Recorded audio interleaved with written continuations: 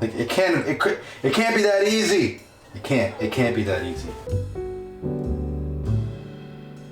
Yeah, it's week 3 of it's week 3 of social distancing. Week 3 of social distancing. I think probably for the first time this week, I should probably get out of sweatpants.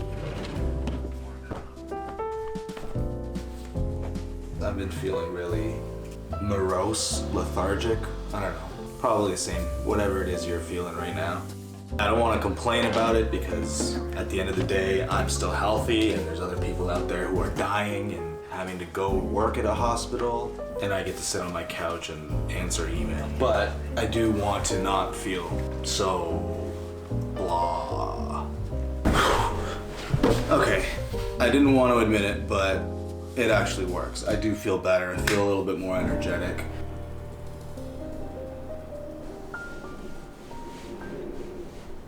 Somebody sent me this link to a no-knead bread recipe, and I've never made bread, but it's something I've always wanted to do, but it's always been pretty intimidating. This seems like a good starter one, so we're gonna check it out. All you need is 3 cups of all-purpose or bread flour, more for dusting, 1/4 teaspoon of instant yeast, 1 1/4 teaspoons of salt. Mix it all together, a couple seconds, just make sure that all the ingredients are mixed together, and then add to that a cup of water and a half.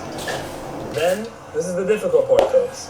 Just pull it all together, and just pull it all together like this. Once you have, look at that, the dough. That was easy enough. Done, finished. No kneading. No kneading, no nothing. Once it comes together, it's done. Wow. It can't be that easy, right? Like it can't be that easy. Dough will be shaggy and sticky. It's pretty shaggy and it's definitely sticky. So at this point we cover it and just let it rest at warm room temperature. Alright, it's covered. So now we just let the yeast do the rest of the work for us for 12 hours. Alright, I mean, I guess there's nothing else to it. Just gotta let it sit. Okay, well, that took very, very little time. So I'm really hoping this works, because if it's that easy, then I'm gonna be making this all the time. Okay, so if Martha Stewart was making bread or a video on how to make bread, she would do the thing and then whip out another one and be like, I made this one earlier so you can see, to speed up the process. But we're doing this in real time, so it's been about 15-16 hours since I mashed this all together, whatever the word is. Clearly I'm not familiar with the baking terminology, but it smells like bread, it's bubbling, and it's definitely like doubled in size. So now we gotta figure out what the next step is. I thought I was just gonna wake up and make bread today, but no, apparently there's still another 2 hours. I'm about to make a mess. Oh boy.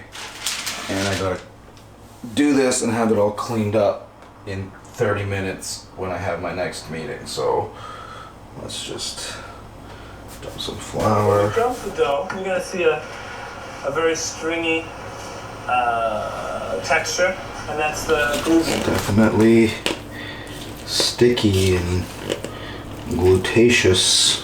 That's a word. Is glutaceous a word? Glutinous?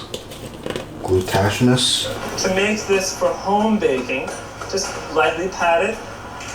Then, for the sake of the home baker, just fold it over like that. And put it seam side. This is the part of the seam. You put the seam down, leave the smooth side up, and then put a little bit of flour. You can use flour instead of wheat bread. Yeah, I think that's good. Only thing left to do now is we just have to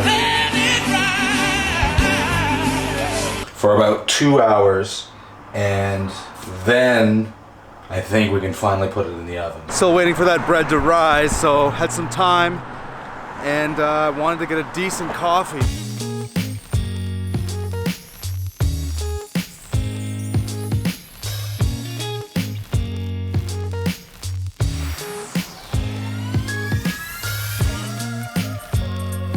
All right. right, the moment has finally come.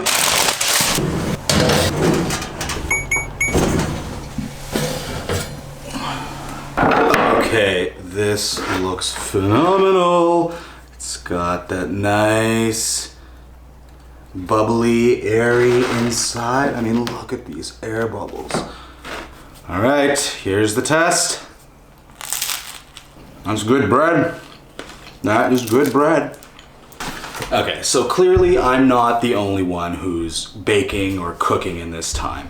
Apparently a lot of you millennials, a lot of you Gen Z are out there discovering the kitchen for the first time, and I think that's amazing. I love the fact that more people are discovering the magic of the kitchen, and it's really the only way to describe it, because how else do you account for the fact that I put some powder, a bunch of different powders together, added some water, put it in the oven, and now I have something I can eat that's like fluffy and like it's just, it boggles my mind. If I can do this, you can too. Link is in the description below. Check it out. Thanks for bearing with me as I, dug myself out of a funk from the beginning of the week into now just feeling great and accomplished and motivated to keep making more food, making more videos, and just keep creating. So I hope you do the same. I hope you find those things during this time of isolation and social distance. Whatever it is you do, just do it and share it with the world. So this is me sharing it with you. I hope you appreciate it. Would love it if you subscribed. I have more travel videos that I'm going to get back to soon. There's just a couple things I need to do before I do that. So in the meantime, I'm just trying to share my journey through this weird time. Anyway, I'm rambling on again. Like, subscribe, share, comment, and happy quarantine. Peace.